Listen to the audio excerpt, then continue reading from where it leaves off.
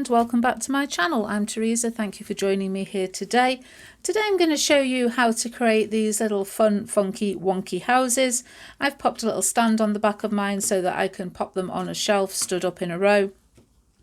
And I'm going to be showing you how I've renovated some not so good prints to do these. I will explain as we go along that you know there are various other ways that you can do this, but I'm showing you a simple way of adding some interest to some prints and waste papers that you might have lying around that you're not sure what to do with, and you can turn them into something fun and funky for your home or to send to a crafty friend. So I'm going to clear these out of the way, get set up, and I'll be back to show you how it's done. As today's video is all about sort of renovating less than perfect prints and turning them into some sort of usable artwork, I've had a little sift through my drawer of prints and clean off papers and things like that, and pulled out a few that, you know, they're not interesting, they're not successful in their own right, but I think they'll be a good basis for what I want to do today. So as you can see, this here, it didn't come out very well. It's just one layer, not very interesting, but I like the colour, and I do like the fact that you can sort of see this sort of star shape in the background. So I'm going to use that. That's going to work out as a nice base for what we're doing today. These two here were from the same session. The paints I was using were not very good. They kind of split a little bit. The images that I'd got on there were not clear or distinct, but again, I quite like the colours. They're a nice bold start for a bottom layer there, so I'm going to use those. This one here, I think is, looking at it, I can't really remember. It looks like it might be a ghost print done from when I used something with a stencil. But again, it's a good base. The colours there's some sort of a bit of interest in there, so we'll use that one. And then this one here, I can sort of see a vague outline of a leaf on here. So again, I think a ghost print that didn't really do much, but just put down some paint on a piece of cardstock and it will be perfect for what we want today. I mean, you can use any sort of print, no matter how detailed or not, for this project, but because I'm going to be working over the surface with some paint, with some stencils, these are absolutely perfect. You know, I don't really need much detail on here, just a bit of colour, because I'm going to be adding more detail today. I've got my palette. I've chosen a couple of paints. These are Deco Art Americana paints. We have Cadmium Yellow, Sea Breeze and Bright Salmon. And the reason I chose these is just looking at the colours that I've got here, I thought that they should work pretty well with everything that's on there, just to bring it all together in a sort of cohesive design. As I said, I'm going to be using a couple of stencils. Again, keeping this simple, I've chosen this stencil here, this geometric design. I'm really not sure where this one came from. I've had it a long time, one of the first ones that I bought, but I like it, just an all over simple geometric design. And then this little one here that has just got some circles and sort of oblong shapes on, I believe came with a magazine. It was a feature to do with Ranger, and there was some like little mini Ranger stamps and stencils, and I think this is one of those. But again, a fairly generic sort of design. I'm sure you could find a couple of stencils out of your own stash that would work perfectly well for what we're doing today. By keeping it, again, simple, you will find you get a cohesive design across what we're doing here, which should bring these various offcuts of prints together quite nicely. What I'm going to do today is make some wonky little funky houses. Now this here is a piece of matte board, just an offcut. I actually picked up a whole load of offcuts from a gallery, obviously the bits left over from when they were doing their picture framings, got that at a good rate. If you don't have this, just some heavy duty cardboard, a couple of layers of sort of cereal box cardboard would do. You just want these to be quite sturdy. I'm also going to be making some little stands to fit on the back afterwards, but you don't have to. You could make these, stick them in a journal, stick them on the front of a greetings card, hang them up, make them into funky gift tags. You know, there's lots of things you could do with them, but I'm going to put some little stands on the back and put them on a shelf. Now, I have not given too much thought to the shape of my houses here. I have literally drawn some sort of wonky square or rectangular shapes with a wonky triangular or roof shape on the top. They're all slightly different. They're all approximately the same height because I want them to stand in a row on a shelf so that they look quite nice. But just don't think too much about it. Just draw out, you know, a little wonky shape for a house. I'm going to now cut these out with my craft knife, and when I've done that, we'll get on with embellishing our not so perfect prints. So I've trimmed my houses just using a ruler and a craft knife. I'm going to set those aside for now because we can work on our prints and then trim these to fit once we've done. And there really is sort of no complicated method to what I'm going to do today. You could, if you want to get your gel plate back out again and do some more printing on top of these to add more interest, you can do that. But sometimes it's nice just to work on them with a bit of paint, with a stencil. I've got a few paint pens here as well that I might decide if I want to add a bit more line detail or some finer dots afterwards. But really, I'm just going to take my stencil, take a bit of paint. I've got some sponge here. This is just, you know, household sponge, just been cut up into little pieces. And I'm going to add some detail all over these, working in a couple of different layers. So for instance, on this one, let me see, we'll use the yellow paint. Just going to sponge that through. Not going to necessarily cover the entire area. You know, we're just trying to bring out a bit more interest, a bit more design onto these painted backgrounds.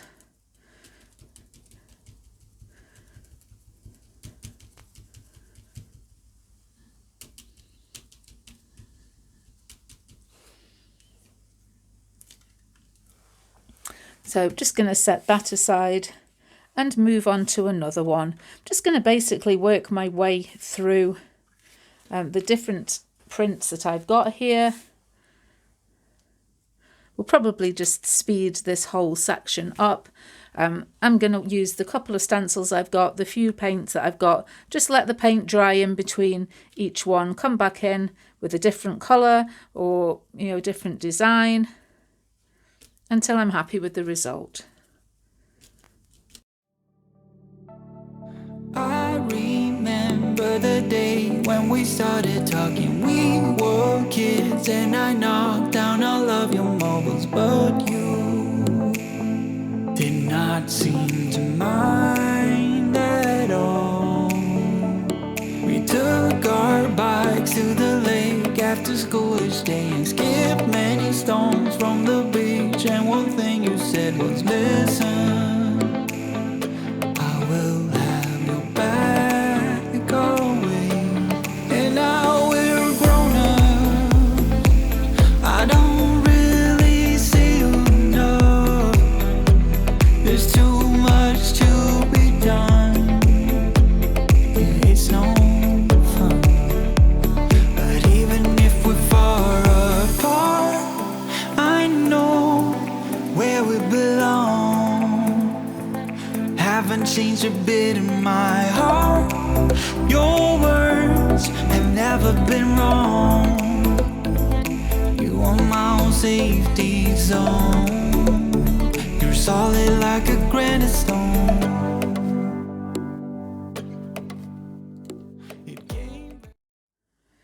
So here we have some prints now that have more interest. There's some extra layers on there. I just need to let these dry completely. Shouldn't take too long. And I can go in now with a Posca pen, paint pen, fine liner, gel pen, whatever you've got that will work on top of the paint. I do find that the like the Posca paint pens are really, really good for this. Obviously they are an acrylic based paint in there. Once these are dry, I can start defining some of these areas, and I'm going to outline some of the areas that we've got and then maybe put some little dots or dashes and other marks in there, just to sort of complete and sort of bring out the detail in these prints. And now that these prints are all dry, the paint's it's completely dry, I've cleaned my hands up as best I can, got rid of all the paint. I'm going to go in with one of these Posca pens. I'm going to just use black and white today. You can use any colour, and as I say, if you've got gel pens you can use those, but I'm just going to highlight the areas that we've stenciled just to make them stand out a little bit more. And once again, probably we'll just put this on fast forward while I go through all of the prints.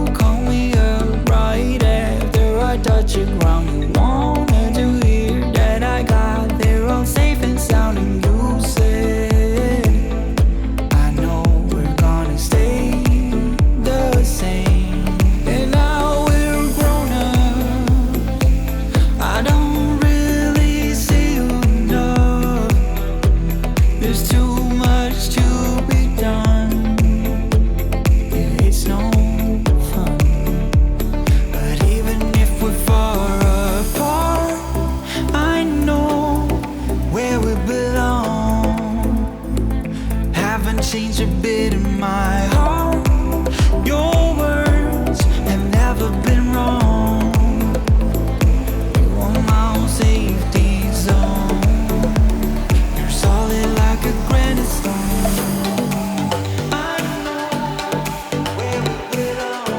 My own safeties haven't changed a bit in my heart. Your words have never been wrong. My own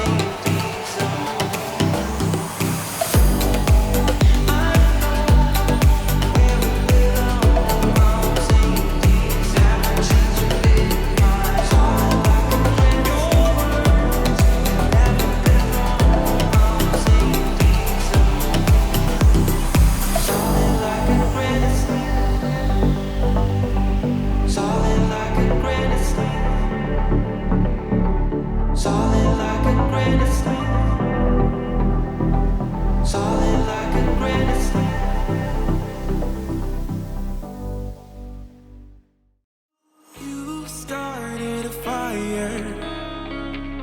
Somewhere deep in my mind, see the barbed wire. The place is thrown all wide, 'cause I don't know if it'll be enough, or if they really care. There's a stairway down for the both of us, but let's not go there. You got me thinking, whoa.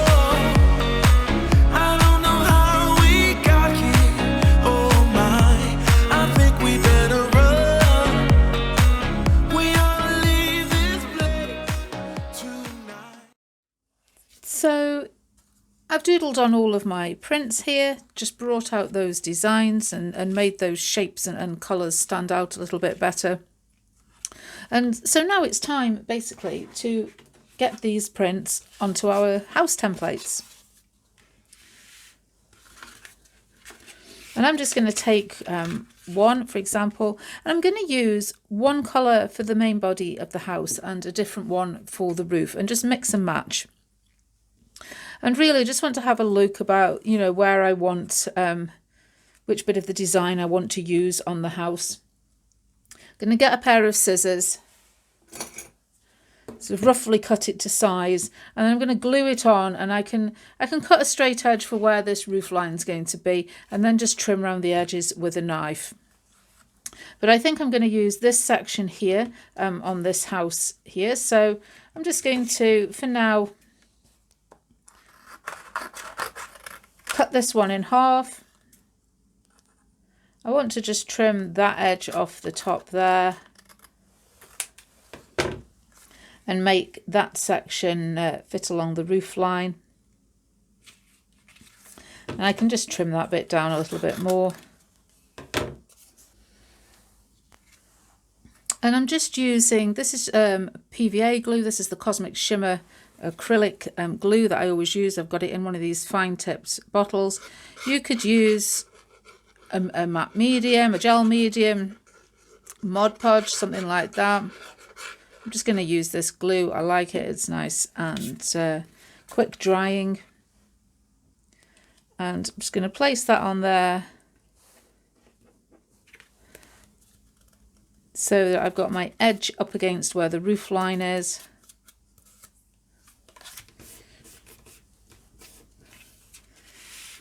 Just press that down.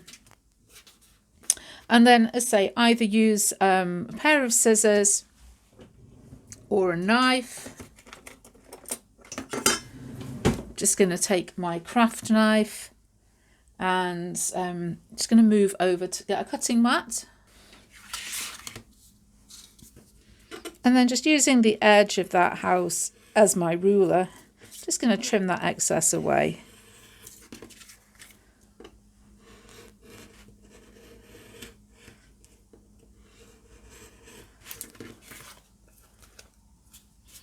Like so.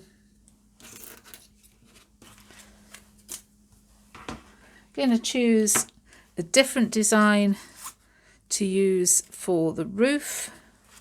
I'm going to use a bit of this yellow one here, I think. And I think I'm going to use this section here. And again, just looking at sort of the rough size that I need.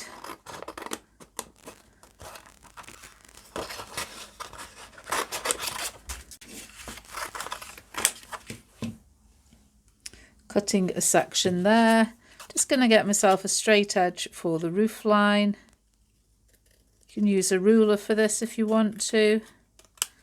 But I'm, you know, pretty confident that that's going to be straight enough. Pop on there. Again, put some glue in place.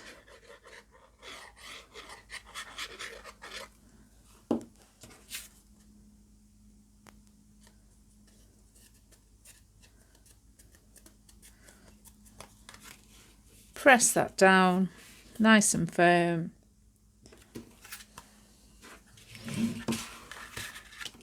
And trim away the excess.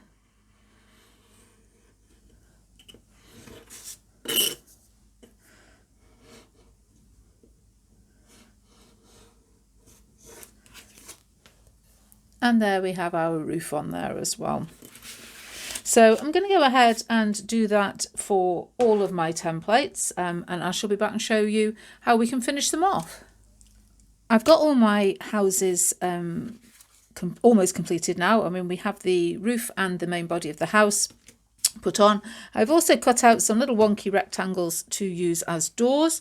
But before I put them on, I want to edge these buildings with some black ink. I also want to edge round the doors as well with some black ink.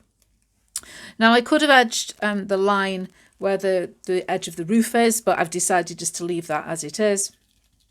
But I am just using some black archival ink and a foam tool just to go around the edge of these, and as I say, to go around the edge of the doorways as well before I stick them on, and that will just help the doorways stand out a little bit from the background. I have again used a contrasting painted background for the doors, so they're not the same colour as what they're being stuck onto, but I do still feel that so that isn't sort of quite so lost on there. Just going to go round with a little bit of the black ink. You could use the paint pen again if you don't have an ink pad, and just draw around the edge, but I've got the black ink pad, so I thought I'll use that, and it just helps lift that from the background. And here are my finished houses for all intents and purposes. I've popped the doors on. I'm not going to add windows. You could add windows if you want to. You could, as I say, if you wanted to ink along that join, you could. You could cut out, you know, a little fancy scallop trim, ink it, put it along there for the edge of the roof. You can make them as fancy or as simple as you want. I'm going to leave these as they are. I quite like the effect that I've got there with them now. I am making, though, some little stands so that they will stand up at the back. And for that, I've just took some more of this mat board. And it's 2 centimetres at the top and 2 centimetres at the top, 4 centimetres along the bottom. and 7 centimeters tall. I mean, I've just made it so that they are, you know, half to sort of 2/3 of the height of the houses that I've got. And I've just scored 1 centimeter in from that edge so that I can fold it. And now I can attach this tab to the back of the house, and that bit will be a little stand so that the house will stand up. I'm just going to put some glue on that edge and stick it in place, just lining up with the bottom of that house. Just give it a moment or two for the glue to take, and then once that's stuck in place, that will allow the little house to stand up. I know it's not so easy to see from the overhead view, but you know, that's all you need, and then you can display that on a shelf. As I say, if you don't want to have these standing on a shelf, don't bother with the stand.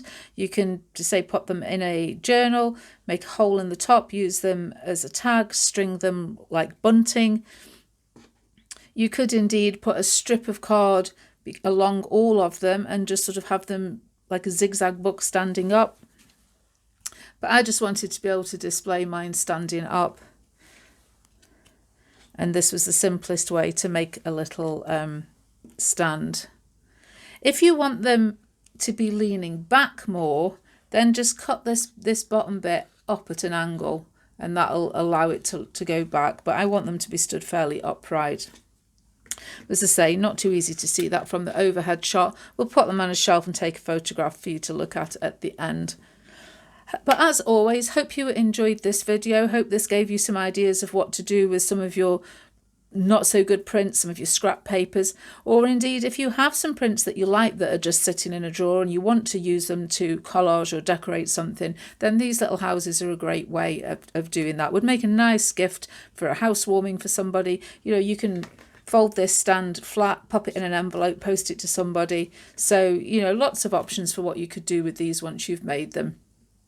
But as always, please leave me a thumbs up if you enjoyed this. Don't forget to check out the playlist and the end card at the end. And I'll see you again next time. Bye. I'm telling you.